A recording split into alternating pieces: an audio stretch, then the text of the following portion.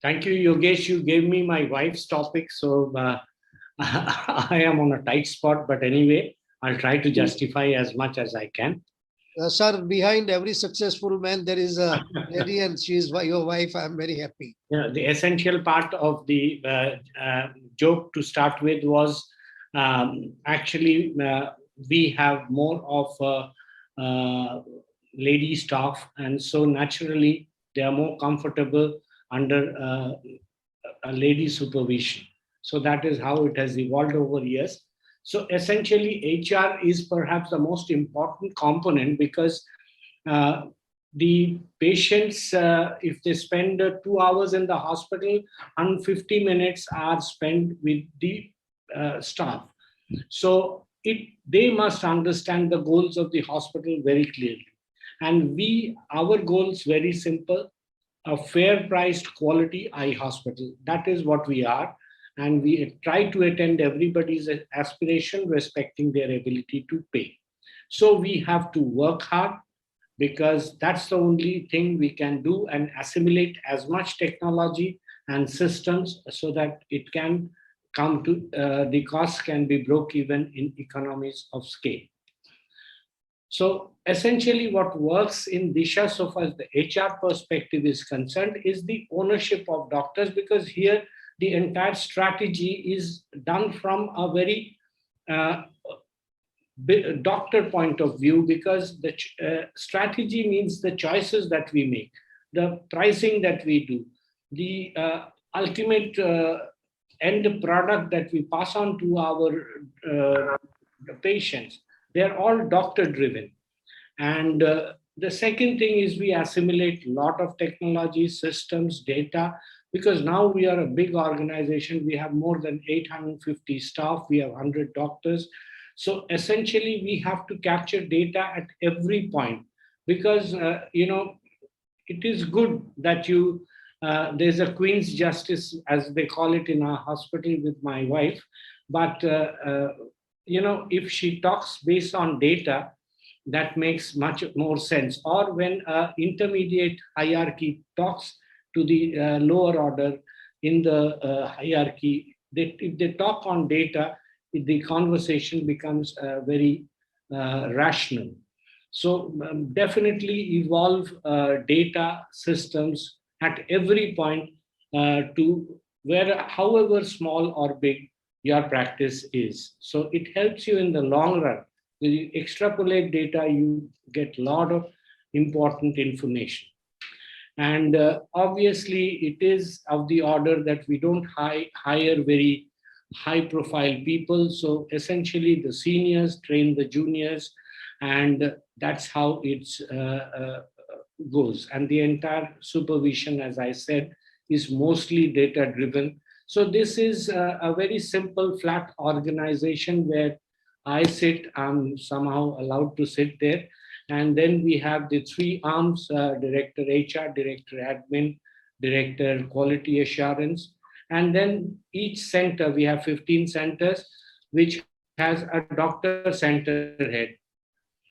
And then we have a centralized control in our main hospital in Barakpur, from where we control the entire proceedings of all the arms of HR. So in every small setup also, you will probably find, or there is multitaskings at various levels, but you'll find one person responsible for each of these tasks.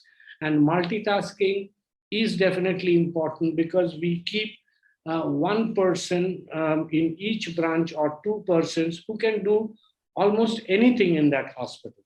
So these are very useful people, and I'll tell how we come up through the order.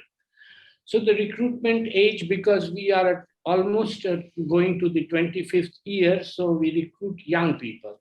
25 to 27, graduation has become mandatory except for menial jobs. We train them over a period of 6 months to 1 year. Collateral entries usually are only restricted because they are mostly job hoppers. And it fits into somebody's culture, but it doesn't go with our environment. Everybody has their own HR ecosystem. Nearer to home preferences are given because they become more productive.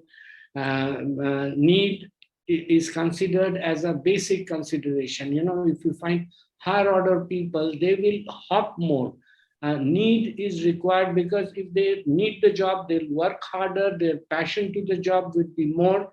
And all that you have to see is to regulate these people's lives, because they sometimes, jump the order to, achieve too much more, whether they are taking loans, etc., etc. These are little things that my wife looks into.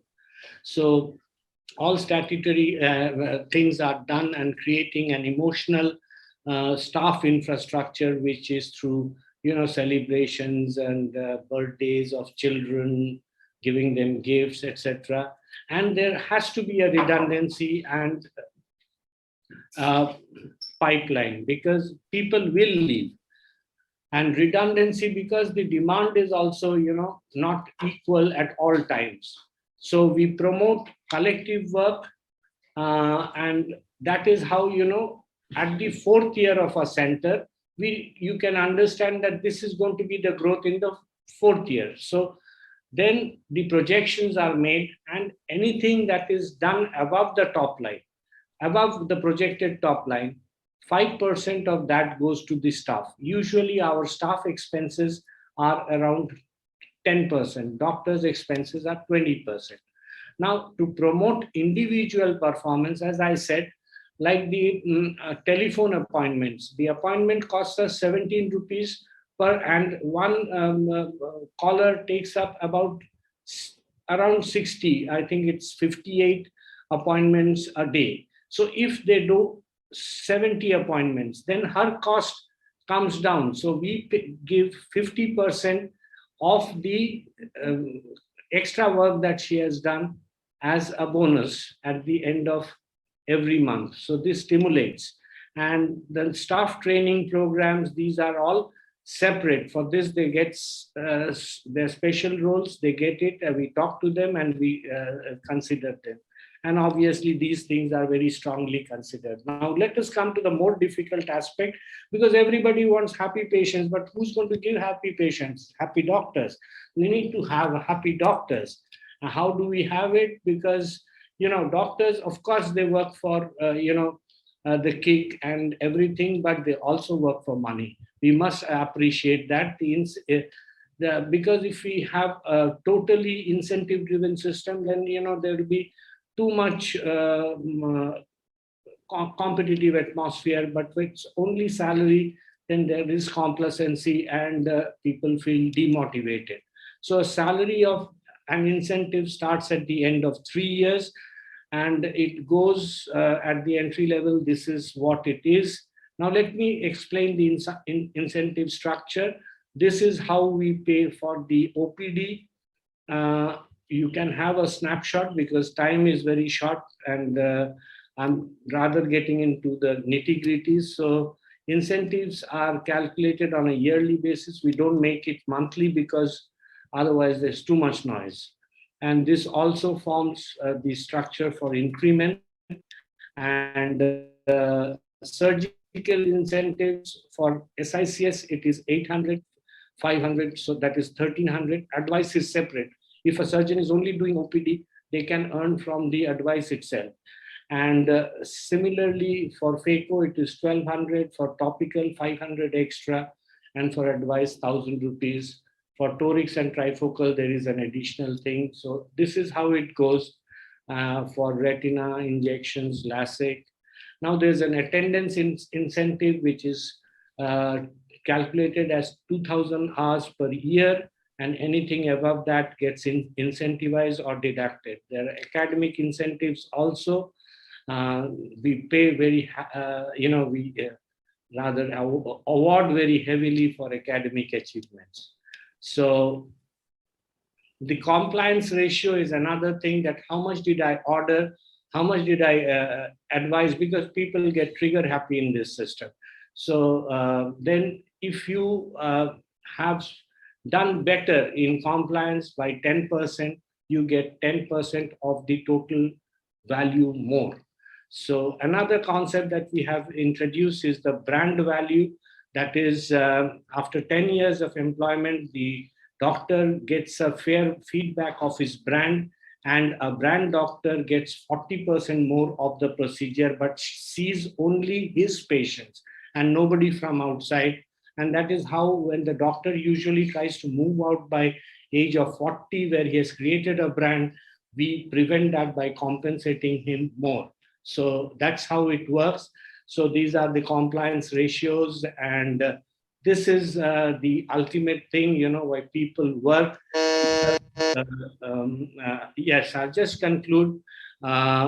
It's mainly for social needs. That's how, up to where the staff work, the doctors. It's not only that, we have to take care of their self-esteem and their academic needs, their professional content, and everything. It's not only about money, but definitely money forms a very integral part of the whole thing.